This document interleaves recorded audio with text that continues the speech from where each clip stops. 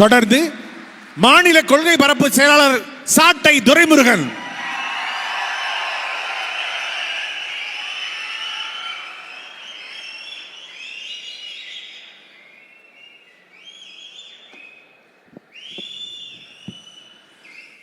வரலாற்று சிறப்புமிக்க நாம் தமிழர் கட்சியின் பொதுக்குழுவில் தலைமையேற்றிருக்கிற அண்ணன் உள்ளிட்ட அனைவருக்கும் அன்பு வணக்கம்.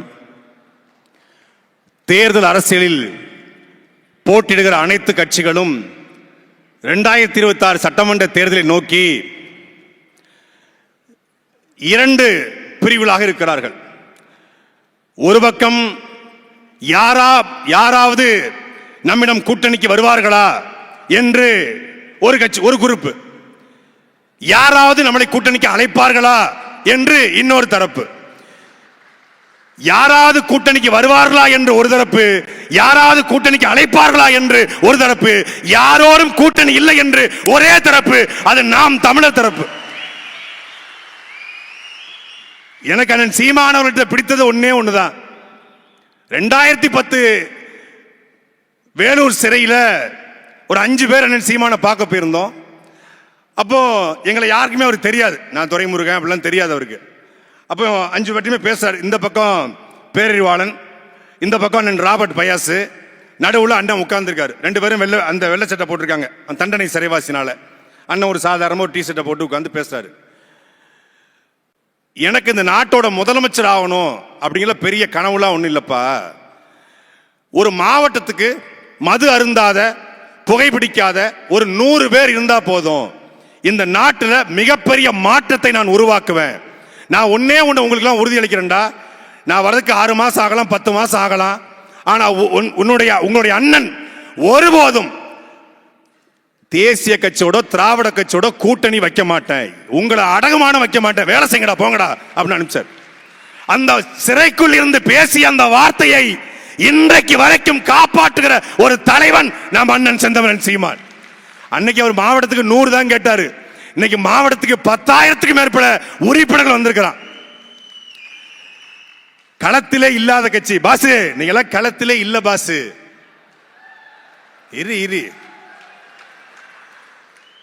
தமிழ்நாட்டு அரசியல் களத்தில் மட்டுமல்ல, தமிழ்நாட்டில் 2010 இருந்து 2025 இந்த தூய்மை பணியாளர் போராட்டம் வரைக்கும் எல்லா களத்திலும் என்ற ஒரே தலைவன் நம்முடைய அண்ணன் செந்தமிழன் சீமான் மட்டும்தான். கூடங்குளம் அணு உலையா, அங்கே அவர் நிற்பார். ஸ்டெர்லைட் போராட்டமா, அங்கே அவர் நிற்பார். மீத்தேன் திட்டமா, அங்கே அவர் நிற்பார். ஹைட்ரோ கார்பன் கதிராமங்கலமா, அங்கே அவர் நிற்பார். 8 வழிச்சாலையா, சாகர் மாலாவா, பாரத் மாலாவா, தூய்மை பணியாளர் போராட்டமா, நீட் தேர்வா, ஆசிரியர் பிரச்சனையா, செவிலியர் போராட்டமா, எல்லா களத்திலும் நிற்கிற ஒரே தலைவன் நம் அண்ணன் சீமான். இந்த எந்த களத்துக்கும் வராம ஜல்லிக்கட்டு களத்துல மூஞ்ச மூடிக்கிட்டு கொல்லக்கூட்ட தலைவர் மாதிரி வந்துட்டு போறவன் தான் சொல்றான் நம்மள களத்தில் இல்லைங்கிறான். பாசி, நீ எந்த களத்துல பாசி நீங்க நிக்கிறீங்க? நாங்க களத்துல இல்ல பாஸ், ஆடியோ லாஞ்சில் நிக்கிறோம். அவர்கள் நம்மளை கேள்வி கேட்கிறான். இப்படி ஒரு பொதுக்குழுவை தமிழ்நாட்டில் ஒரு அரசியல் கட்சி நடத்திட்டா நாம அந்த கட்சியில போய் சேர்ந்துடலாம்.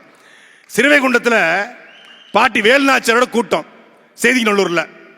அந்த கூட்டம் முடிஞ்ச உடனே ஒரு முக்கியமான ஒரு ஆள் சொல்லியிருக்காரு, அந்த பகுதியில் கூடிய ஒரு அரசியல் கட்சியுடைய முக்கியமான ஆளு, கட்சி கூட்டம் நடத்தல, கலெக்டர் மீட்டிங் நடத்தி போயிருக்காங்க தெருவில் போட்டு அப்படின்னு. அது கட்சி கூட்டம் அல்ல, கலெக்டர் மீட்டிங் போல நடந்தது. தாசில்தார்களை, ஆர்ஐக்களை, விஓக்களை உட்கார வைத்து ஒரு மாவட்ட ஆட்சியர் மீட்டிங் நடத்துவது போல நாம் தமிழர் கட்சியின் தலைமை சீமான் மக்களை திரட்டி உட்கார வச்சு மீட்டிங் நடத்திருக்காருன்னு சொல்றான். இப்படி எதிர்கட்சிகள், ஆளும் கட்சிகள் நம்மளை பார்த்து அஞ்சு நடுங்கி நிற்கிறான். ஒரு டிபேட்டு, மக்கள் அரங்கம். அந்த டிபேட்ல அதிமுக சார்பா அண்ணன் இன்பதுரை வந்திருந்தாங்க. இன்பதுரை என்கிட்ட சொன்னது, நாங்க பிஜேபியை டேக்கிள் பண்ணிடுவோம், ஏன்னா எங்க கூட தான் இருக்கு, பிரச்சனை இல்லை. திமுகவை கூட நாங்க ஏறி அடிச்சிருவோம், இந்த தாவேகா கூட டேக்கிள் பண்ணிடுவோம். உங்களை தாங்க எப்படி டேக்கிள் பண்றதுன்னே தெரியல, நீங்க என்ன பேச போறீங்கன்னு கொஞ்சம் முன்னாடியே சொல்லிருங்கன்றாப்ல. நீங்க என்ன திட்டமிடுவீங்க? யாரை அடிப்பீங்க? எங்களை அடிப்பீங்களா? எங்களை அடிப்பீங்களா? நாங்க எல்லாரையும் அடிப்போம். அதாவது தமிழ்நாட்டு அரசியல் கட்சிகள்ல சில கட்சி கத்தி வச்சு சண்டை போடுது, சில கட்சி வாழை வச்சு சண்டை போடுது. இப்ப வாள் சண்டை, கத்தி சண்டை எப்படி போடலாம்? ஒரு ஆள் தான் போட முடியும். ஆனா தமிழ்நாட்டு அரசியல் சிலம்பத்தை வச்சு ஆடுற ஒரே கட்சி அது நாம் தமிழர் கட்சி, சீமான் மட்டும்தான். சிலம்பம் இருக்கு கையில, ஏன் எல்லா பக்கமும் அடி போ. அதிமுக 2 அடி, திமுக 2 அடி, கம்யூனிஸ்ட் ஒரு ஊம குத்து, தாவேக்காக்கு ஒரு 4 குத்து. அதிமுக மட்டும் எங்க ரொம்ப அடிக்க மாட்டாருங்க. திமுக அடிக்கிறாரு, தாவேக்கா அடிக்கிறாரு, எல்லாத்தையும் அடிக்கிறார், பிஜேபி கூட அடிக்கிறாப்புல. ஆனா அதிமுக ரொம்ப அடிக்கிறது இல்லையா? எங்க அண்ணன்ட்ட ஒரு நல்ல பழக்கம் இருக்கு, தாயில்லா பிள்ளைகளை அவர் அடிக்கிறது கிடையாது. அது அது அது சிவகங்கை மண்ணுக்கே உள்ள அது பாசம். தாயில்லா பிள்ளைகளை தலையில அடிக்க கூடாதுன்னு சொல்லி ஊர்ல சொல்லுவாங்க. அதெல்லாம் என்ன பண்ணுவீங்க, ஊம குத்தா 4 குத்து குத்தி விட்டுருவோம்.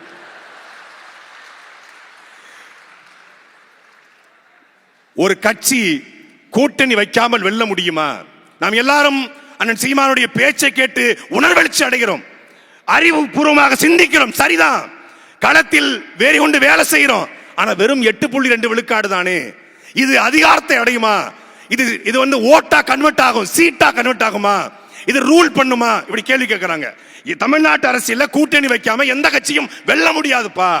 அதிமுக கூட போனா அப்படியே உங்க அண்ணன் ஒரு 40 சீட்டை வாங்கி அதுல 30 எம்எல்ஏ அடிச்சு, ஒரு துணை முதலமைச்சர் அடிச்சு, அப்படியே சட்டசபைக்குள்ள போய் உங்க குரலை கர்ச்சித்து அந்த தொகுதியை டெவலப் பண்ணி அந்த தொகுதி மக்கள் நல்லது செஞ்சு, அது போல 234 தொகுதிக்கும் செய்வோம்னு காட்டி, அதிமுக எடப்பாடி போனதுக்கு அப்புறம் அந்த கட்சியை அபகரிச்சு அப்படியே முதலமைச்சர் ஆயிரலாம்.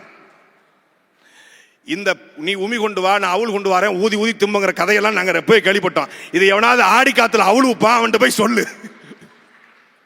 எடப்பாடி பழனிசாமியை முதலமைச்சராக்கிறதுக்கோ ஸ்டாலினை முதலமைச்சராக்கிறதுக்கோ வேற யாரையும் முதலமைச்சராக்க நாங்க வரல.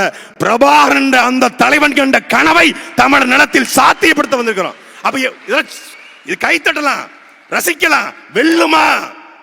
வெல்லுமா? 2011 காலகட்டத்தில் ஒரு இயக்குனர் ஒரு அரசியல் கட்சியில ஆர்வம் கொண்டு இணைகிறாப்புல. இணைஞ்சி அந்த கட்சியில புதிய சிந்தனைகளை பேசுறாரு. இதெல்லாம் செட் ஆகுது அந்த நாட்டுக்கு. இந்த மாதிரி புதிய யோசனை சொன்னா இந்த நாட்டில் ஒரு வய ஓட்டு போட மாட்டான் அப்படிங்கிறாரு. 2016 காலகட்டம் வருது. அந்த இயக்குனர் என்ன பண்றாரு, தனிச்சு நிற்போம், சுயேட்சை நிற்போம் சொல்லி சுயேட்சை நிக்கிறாப்புல. சுயேட்சை நின்று அந்த குறிப்பிட்ட மாநகரத்துக்கு மட்டும் மேயரா தேர்ந்தெடுத்துறாங்க. மேயரா தேர்ந்தெடுத்தோன்னு அந்த நாட்டில் ஒரு ஆண்டுக்கு 1,00,000 கொலைகள் நடக்குது. நான் அந்த 1,00,000 கொலைகளையும் கட்டுப்படுத்துவாங்கிறாரு. கல்ல கொண்டு எறிகிறான். ஏன்னா அந்த நாட்டில் கொலையாளிகள் தான் நாட்டை ஆள்றான். நேரடியா லாட்ஜுக்கு போவான். லாட்ஜில் இருக்கக்கூடிய அந்த பையன் தங்கியிருப்பாங்க இல்லையா விடுதியில், அவங்களை அடிச்சு விரட்டிட்டு அவங்ககிட்ட காசு பாஸ்போர்ட்டை பறிச்சு விட்டுருவான். அமெரிக்க தேசம் சொல்லுது இந்த நாட்டுக்கு நீ போகக்கூடாது, தடை விதிக்குது. உலக நாடுகள் அந்த நாட்டை பார்த்து பயப்படுது. ஆனால் அந்த நாட்டில் வளம் கொளிச்சு கிடக்கு, தேயிலை கொளிச்சு கிடக்கு, செல்வம் கொளிச்சு கிடக்கு. ஆனா கொள்ளையும் கொளிச்சு கிடக்குது, கொலை கொளிச்சுக்குது. கொலையாளிகளை நான் ஒழிப்பேன்றான். ஒரு பய நம்பல. 2018 நியூ தாட்ஸ், புதிய யோசனைகள் அப்படிங்கிற ஒரு கட்சியை உருவாக்குறான். கட்சியை உருவாக்கி நான் ஆட்சிக்கு வந்தால் இந்த கூலிப்படையை ஒழிப்பேன் என்று சொல்றான். 53 விழுக்காடு வாக்குகளை எடுத்து 6,96,00,000 வாக்குகள் இருக்கக்கூடிய அந்த நாட்டில் கிட்டத்தட்ட 3.5 கோடி வாக்குகளை பெற்று வெற்றி பெறான். வெற்றி பெற்ற உடனே அந்த நாட்டின் தலைநகர் இருந்து சரியா 100 கிலோமீட்டர்ல உலகத்திலே பெரிய ஜெயில கட்டுறான். பெரிய ஜெயில கட்டி 80,000 பேரை ஒரே நாள்ல கைது பண்றான். எப்படி இங்க ஆத்துமல்ல கொள்ளடிக்கிறவன் கனிமூலத்தை கொள்ளடிக்கிறானோ அது போல கூலிப்படைய போறான், கைது பண்றான். கைது பண்ணி அந்த ஜெயில போடுறான். அந்த சிறையில தொலை தொடர்பு கிடையாது, மனு பார்க்க முடியாது, எந்த விதமான அடிப்படை வசதியும் கிடையாது. சிறையில போட்டுறான். நாடே கொந்தளிக்குது. பத்திரிகையாளர் எழுதுறாங்க இவன் சர்வாதிகாரி, இவன் பயங்கரவாதி, இவன் கருத்து சுதந்திரத்துக்கு எதிரானவன். எழுதுறான் ஆமாடா நான் கருத்து எதிரானதா, நான் சர்வாதிகாரன்டா, என் நிலத்தை காப்பாற்ற எனக்கு வேற வழி இல்லைன்னு போடுறான். 2024 திருப்பி தேர்தல் வருது. 75 விழுக்காடு வாக்களை பெற்று 2வது முறையாகவும் அவனே அந்த நாட்டின் அதிபராக மாறி இருக்கிறான். நாடு எல் சால்வடார் என்கிற வட அமெரிக்க தேசம். ஒரு சாதாரண தொலைக்காட்சியில விளம்பரத்தை எடுத்த இயக்குனரே அந்த நாட்டை ஆளுகிற பொழுது இந்த தமிழ்நாட்டில் அதே காலகட்டத்திலே அதே திரைத்துறை வந்த நாம் தமிழர் கட்சியுடைய தலைமை ஒருங்கிணைப்பாளர் சீமான் வெல்ல முடியாதா என்பதை அறிவார்ந்த மக்கள் சிந்திச்சு பார்க்கணும். இன்னைக்கு எல்லாரும் கூகுள் பண்ணி பார்த்தா இப்ராஹிம் ட்ரோடேன்னு தமிழ்ல தேடினா தமிழ்நாட்டின் இப்ராஹிம் ட்ரோடேன்னு ஒரு பேர் வருது. இப்ராஹிம் ரோடேக்கும் தமிழ்நாட்டிற்குரிய அந்த இப்ராஹிம் ரோடேக்கும் நேரடியா ரத்த சம்பந்தமோ மொழி சம்பந்தமோ கிடையாது. ஆனாலும் தமிழ்நாட்டின் இப்ராஹிம் ரோடே என்று தேடினால் வருகிற ஒரு பெயர் நம்முடைய அண்ணன் செந்தமிழன் சீமான். அதே மாதிரிதான் இப்ராஹிம் ரோடு பெரிய அதிகார வர்க்கம்.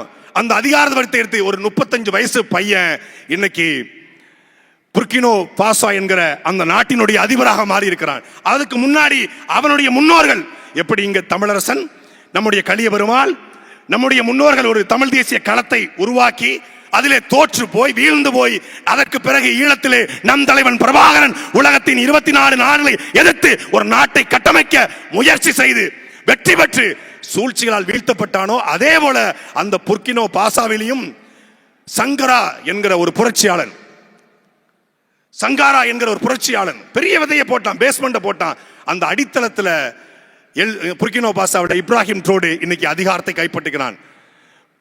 இப்ராஹிம் ட்ரோடே அதிகாரத்தை கைப்பற்றுவது சாத்தியம் என்றால் எல் சால்வடாவில் நை புக்காலே அதிகாரத்தை கைப்பற்றுவது சாத்தியம் என்றால் இந்த நிலத்தில் நம் மன்னன் சீமானும் அதிகாரத்தை கைப்பற்றுவது சாத்தியம். சின்ன பையன் 8.2 நினைக்காதீங்க. கோலியாத்து தாவீது கதை நமக்காகத்தான். பெரிய பூதம் கோலியாத்தை தாவீது எப்படி வீழ்த்தினானோ இந்த திராவிட பூதங்களை நாம் இந்த களத்திலே வீழ்த்துவோம். வேலுநாச்சியார், மருதுபாண்டியர் நமக்கு சாட்சியா இருக்காங்க. வெள்ளக்காரன் பெரிய பீரங்கி வச்சிருப்பான், துப்பாக்கி வச்சிருப்பான், வீழ்த்த முடியும் என்று ஒரு பெண்ணரசி நினைச்சிருந்தா நாட்டை மீட்டெடுத்திருப்பாளா? அவள் அது நமக்காக படைக்கப்பட்டதா? இப்படி சுபாஷ் சந்திர போஸ் மிகப்பெரிய வெள்ளக்கார படை. சுபாஷ் சந்திர போஸ் படையில் என்ன 30 கோடி முகமுடையால் பாரதி பாடியது போல 30 கோடி பேரும் இருந்தானா? இல்லை, வெறும் 10,000 பேர் தான்.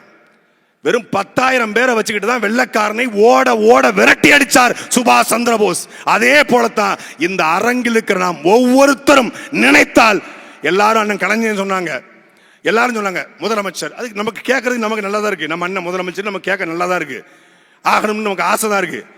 ஆனால் அதுக்கு நாம் ஒற்றுமையா உழைக்கணும். கட்சிக்குள்ள இருக்கக்கூடிய சின்ன சின்ன சிக்கல்கள் குறித்து எல்லாம் நிறைய பேர் பேசினாங்க. இது கலந்தாய்வு கூட்டம் கிடையாது. யாரை எப்படி இயக்க வேண்டும் என்று அண்ணன் சீமானுக்கு தெரியும். நிறைய பேர் நினைச்சுக்கிட்டு இருக்காங்க சீமானுக்கு சாட்டை சீமானுக்கு ரொம்ப நெருக்கம், தேவாஸ் சீமானுக்கு ரொம்ப நெருக்கம், பாக்கிராசன் ரொம்ப நெருக்கம், இமாயின் நெருக்கம். இவங்க எல்லாம் சேர்ந்துக்கிட்டு சீமான்ட்ட வத்தி வச்சு விட்டுறாங்க, சீமான்ட்ட போட்டு விட்டுறாங்க. இவங்க காருக்குள்ள சொகுசா பயணிக்கிறாங்க. அந்த காருக்குள்ள ஏறி பயணிச்சாதான் தெரியும் உங்களுக்கு. யாராவது தயவு செய்து ஒரு 2 நாள் டிராவல் பண்ணி பாருங்க, யாராவது தேவை பண்ணுங்க. அந்த பாக்கியராசன் ஒருத்தருப்பாப்ல அது பாடி மட்டும் தான் அலைஞ்சிக்கிட்டு இருக்கு. அவரெல்லாம் செத்து ரொம்ப நாள் ஆச்சு, அது பாடி தான் போயிட்டு இருக்கு. ஹிமாயின் ஆல்ரெடி கூட ஆயிட்டாப்ல. நான் கொஞ்சம் உயிர் ஒட்டிக்கிட்டு இருக்கேன். எனக்கு பெர்ஃபெக்ஷன் டு த கோர். எப்பா இதை பண்ணலையா, அதை பண்ணலையா, இதை பண்ணலையா. நைட்லாம் 11:30 மணிக்கு மேல ஆன்லைன்ல நான் ஆஃப் பண்ணி வச்சிடறேன். 12 மணிக்கு அண்ணன் கூப்பிடாருன்னு பயமா இருக்கு. ஏய் அந்த வேட்பாளர் என்னப்பாச்சு, வருவானா வரமாட்டானப்பா, ஐயோ அண்ணன் கூப்பிட்டுவாரு. முன்னாடிலாம் மேனேஜர் கூப்பிட்டுவாருன்னு பயந்துட்டு இருந்தேன் மெடிக்கல் இருப்பார் போது. இப்போ அண்ணன் கூப்பிட்டு 12 மணிக்கு மேலே போனா அண்ணன் கூப்பிட்டுவாருன்னு பயமா இருக்கு. ஏன்னா பயம்னா எதுக்கு பயம்? வேலை செய்யல அப்படிங்கிறதுக்காக கேள்வி கேட்டுக்கொண்டே இயக்கி கொண்டிருப்பாரு. அவரை யாராலையும் இயக்க முடியாது. துரைமுருகனோ தேவாவோ பாக்கியராசனோ ஹிமாயினோ யாராலையும் அண்ணன் சீமானை இயக்க முடியாது. அவரை இயக்கிற ஒரே ஒரு ஆள், அவரை இயக்கிற ஒரே ஒரு ஆள் அவர் தான். அவர் கட்டுப்படுகிற, அவர் பேச்சை கேட்கிற, அவர் குறைந்தபட்சம் பயப்படுகிற ஒரு ஆள் அவருக்கு மட்டும்தான். அவருக்காக தான் அவர் இயங்குறாரு. அவருக்காக இவருக்காகவும் சேர்த்து நாம இயங்கணுமே ஒழிய நம்ம யாராலையும். அவர் திரைப்படத்தில் மட்டும் இயக்குனர் கிடையாது, தமிழ் தேசிய இனத்திற்கான இயக்குனர் என்பதை புரிந்து கொண்டு இந்த தேர்தலில் நாம் கிட்டத்தட்ட 72,000 வாக்குச்சாவடி. நான் எங்க அண்ணன் சொல்லுது, எனக்கு திருச்சியை கொடுங்க, இல்ல ஆலங்குடியை கொடுங்க, சிறுவனத்தை கொடுங்க, அது இல்லை. நான் என் ஊர் வீராணத்தில் இருக்கக்கூடிய 2,500 வாக்குகள்ல என்னுடைய வெற்றி வாக்குச்சாவடியாக என் வாக்குச்சாவடியை மாத்துவேன். வீராணம் என் கோட்டை, வீராணம் என் கோட்டை. அதே போல எங்க அம்மா பிறந்த சிறுவைகுண்டம் தொகுதி இழுப்பகுளத்தில் கூடிய 1,200 வாக்குகள்ல அந்த 1,200 வாக்குல ஒரு வாக்கு கூட எவனுக்கும் போகக்கூடாது என்பது என் இலக்கு.